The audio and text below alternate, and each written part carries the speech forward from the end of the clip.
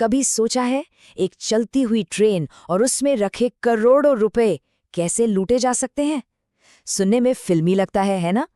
आज हम एक ऐसी ही कहानी की बात करने वाले हैं जो आधुनिक भारत के इतिहास की सबसे हैरतअंगेज डकैतियों में से एक है। ये सवाल किसी बॉलीवुड थ्रिलर का सीन लगता है, सही कहा ना? लेकिन साल 2016 में कुछ अपराधियों ने इस कहानी को सच कर दिखाया, और वो भी इतने परफेक्शन के साथ कि सब हैरान रह गए। जी हाँ, ये कहानी है सेलम चेन्नई एक्सप्रेस डकैती की।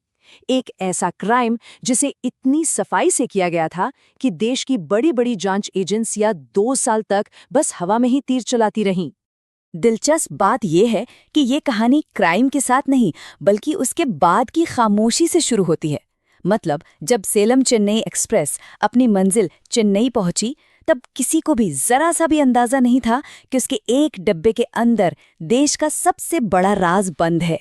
तो जब रिजर्व बैंक के अधिकारियों ने उस पार्सल कोच का दरवाजा खोला, जिसे पूरी तरह से सेफ माना जा रहा था, तो अंदर का नजारा देखकर उनके होश उड़ गए। सोचिए, छत में एक बड़ा सा छेद, लकड़ी के बक्से टूटे हुए और करोड़ों रुपए के नोट जमीन पर ऐसे बिखरे पड़े थे मानो कोई रद्दी कागज हो। और ये कोई छोटी मोटी रकम नहीं थी। उस कोच के अंदर पूरे 342 करोड़ रुपए के पुराने और गंदे नोट भरे थे। ये वो नोट थे जिन्हें चलन से बाहर करके खत्म करने के लिए रिजर्व बैंक ऑफ इंडिया ले जाया जा रहा था। लेकिन सबसे ज्यादा हैरान करने वाली बात तो कुछ और ही थी। 342 करोड़ में से चोरों ने सिर्फ 5 करोड़ 78 लाख रुपए ही निकाले। मतलब ये कोई जल्दबाजी में की गई लूटपाट नहीं थी, ये तो एक सर्जिकल स्ट्राइक जैसी थी। उन्होंने बिल्कुल उतना ही पैसा लिया जितना उन्हें चाहिए था, ना 1 रुपया ज्यादा, ना 1 रुपया कम। तो अब सबसे बड़ा सवाल ये उठता है कि आखिर उन्होंने ये किया कैसे, वो भी एक ऐसी ट्रेन में जिसकी सुरक्षा पुलिस कर रही थी। चलिए, उनकी इस जबरदस्त प्लानिंग को जरा बारीकी से समझते हैं, एक एक करके। उनकी प्लानिंग की सबसे पहली चालाकी थी उनका टारगेट। उन्होंने नए नवेले नोटों को हाथ भी नहीं लगाया, बल्कि उन्होंने चुना उन 226 बक्सों को जिसमें पुराने नोट भरे थे, क्योंकि उन्हें पता था कि इन नोटों की ढुलाई एक तय रूटीन के हिसाब से होती है, जिसका अंदाजा लगाना आसान था। उनकी पूरी प्लानिंग कमाल की थी। देखिए, हर एक स्टेप को कितनी चालाकी से डिजाइन किया गया था। उन्होंने ट्रेन के उस रूट को चुना जहां वो डीजल इंजन से चलती है। क्यों? ताकि इंजन के जोरदार शोर में गैस कटर की आवाज किसी को सुनाई न दे। और तो और, उन्होंने उसी कोच को टारगेट किया जिसमें कोई गार्ड मौजूद नहीं था। ये वाकई में एक परफेक्ट क्राइम था। 2 साल तक तो ऐसा ही लगा कि चोर जैसे हवा में गायब हो गए हों। एक नहीं, दो नहीं, 7 स्पेशल इन्वेस्टिगेशन टीमें बनाई गईं, लेकिन हर टीम की जांच एक बंद गली में जाकर खत्म हो जाती थी। पुलिस के हाथ पूरी तरह से खाली थे। मौके से जो 4 फिंगरप्रिंट और एक खून का सैंपल मिला, वो किसी भी डेटाबेस से मैच ही नहीं हुआ। सीसीटीवी फुटेज से भी कोई मदद नहीं मिली। अपराधी सच में किसी भूत की तरह थे, जिन्होंने पीछे कोई सुराग ही नहीं छोड़ा था। इन्वेस्टिगेटर्स ने महीनों तक हर मुमकिन एंगल खंगाला, कहीं ये किसी अंदर के आदमी का काम तो नहीं, या फिर तमिलनाडु का कोई लोकल गैंग।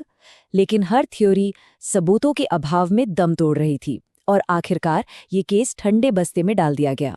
लेकिन फिर 2 साल की इस खामोशी के बाद केस की फाइल दोबारा खोली। इसे सौंपा गया क्राइम ब्रांच CID को, और इस नई टीम ने फैसला किया कि वो इस केस को एक बिल्कुल ही अलग नजरिए से देखेंगे। उन्हें पता था कि पुराने तरीकों से बात नहीं बनने वाली। इसलिए उन्होंने एक ऐसे हथियार का इस्तेमाल किया जो पुरानी ट्रेन डकैतियों के जमाने में होता ही नहीं था, और वो हथियार था टेक्नोलॉजी। और फिर उन्हें कामयाबी मिली। कामयाबी का ये रास्ता निकला उस रात ट्रेन के रूट पर लगे सैकड़ों सेल टावरों के डेटा के समुंदर से। डेटा खंगालने पर एक चौंकाने वाली बात सामने आई। लगभग 50 से 60 मोबाइल नंबरों का एक ग्रुप था जो ट्रेन के साथ साथ एक परछाई की तरह सफर कर रहा था। और जब इन नंबर्स को क्रिमिनल रिकॉर्ड से मैच किया गया, तो एक नाम उभर कर सामने आया, मध्य प्रदेश का कुख्यात पारदी गैंग।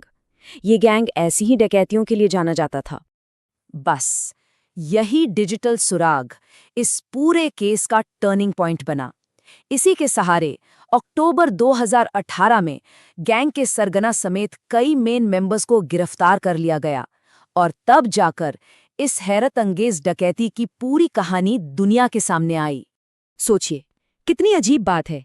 एक ऐसा क्राइम जो पूरी तरह से पुराने तौर तरीकों, हिम्मत और ब्रूट फोर्स पर आधारित था, उसे सुलझाने में 2 साल से ज्यादा का वक्त लग गया। और वो भी तब जब मॉडर्न टेक्नोलॉजी का इस्तेमाल किया गया। इस एक डकैती ने पूरे सिस्टम को मानो नींद से जगा दिया। ये एक बहुत बड़ा वेकअप कॉल था।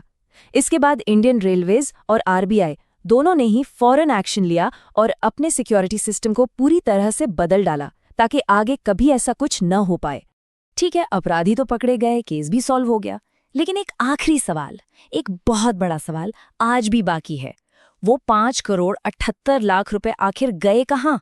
वो पैसा आज तक नहीं मिला, और यही इस अविश्वसनीय कहानी का सबसे बड़ा अनसुलझा रहस्य है।